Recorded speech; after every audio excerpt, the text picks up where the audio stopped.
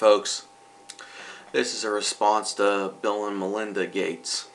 I'm going to watch how start to respond. As you can see, Bill Gates is kind of getting a bit of a hook to his nose. He's starting to look, you can tell they're starting to look really, their shape shifting is kind of starting to come out. Their reptilian aspects are starting to show.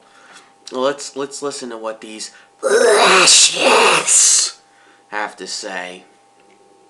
I was imitating Smeagol there from Lord of the Rings. About whether to speak out in favor of WHO. And we knew we were going to come under attack, but it was the right thing to do. We know this institution. We've worked with this institution now for 20 years. It is not perfect. It's not even close to perfect. But it is what the world set up after World War II to deal with things like this pandemic. And so it is caught now between the tensions between the United States and China, those geopolitics.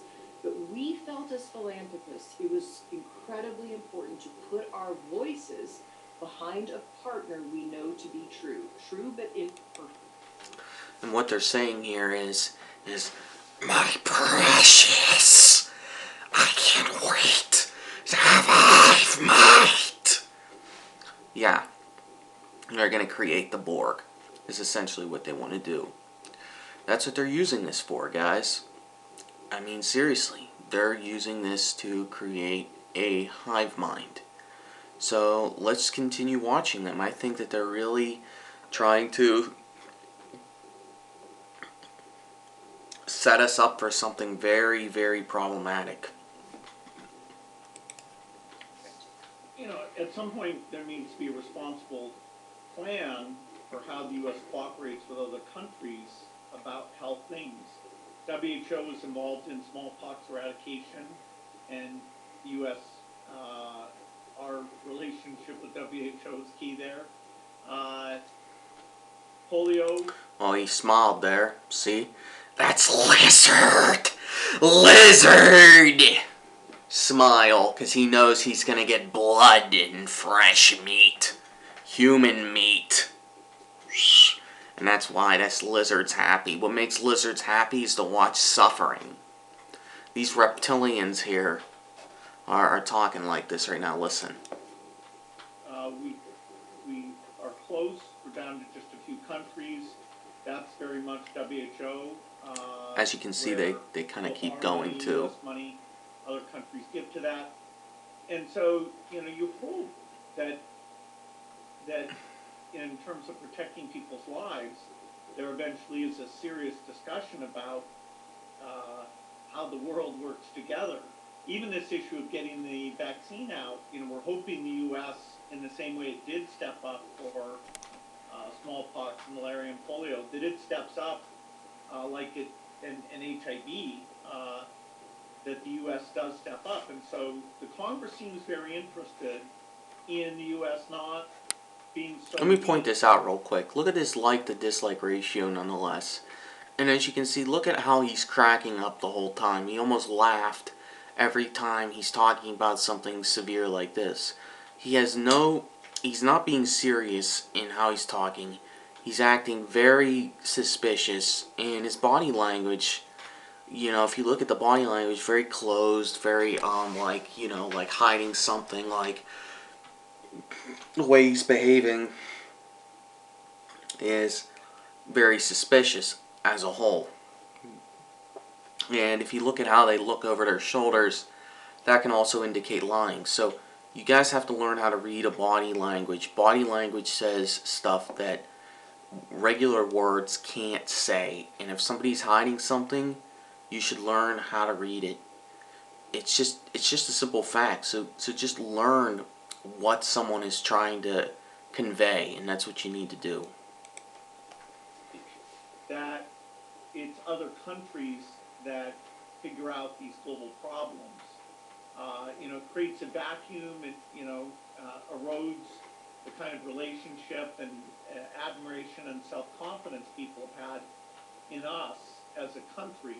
And so, I just say, rationality will reappear from someone at some point, and the U.S. will get engaged in its generosity and the world body that is charged with pandemic coordination. Yeah, I think one thing it's important for the See, purpose and the again, he almost laughed there again. You can obviously tell that the reason why they're having a hard time keep staying in character is you can tell there's some issues here with how this is. And a like to dislike ratio, that says it all. I mean, when you get right down to it, if you can't stay in a character role well, that's pretty much a dead giveaway right there. to also know is just that WHO, as Bill said, is on the front lines of eradicating polio. Well, that's important for polio, but why else is it important?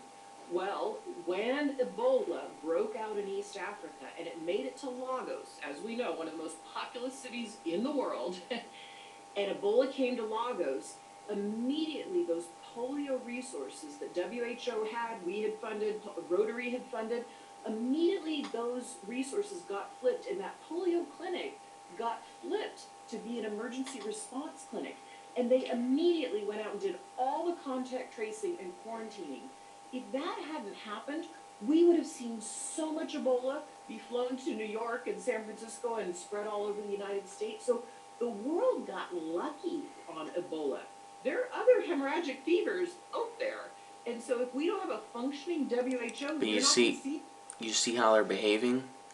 Their behavior pretty much shows that they are hiding a lot from us. There's a lot of things that you have to really look into to see what's actually happening. These aren't really conspiracy theories in that sense. What this is that you have to be willing to look into what is going on and read deeper and read between the lines more. You have to analyze things, and conspiracy theories really is to conspire. So you have to remember that too. A lot of what's going on right now is we're basically allowing ourselves to be misled. We should be asking questions. And I'm not saying that you should never trust any, but what I'm saying is ask questions. Always ask questions. Always analyze something. Always do things like that, especially when in situations like this. Like, if you have somebody that's acting weird, ask them, why did you do that? Now, I'm not saying to be paranoid in that sense, but you do this in order to understand someone. So let's continue till this is done. be an immediate response like that. Okay, so that's the end of the video right there. Again, like I said, that's pretty much what you have to understand with any of those things. Anyway, end of video.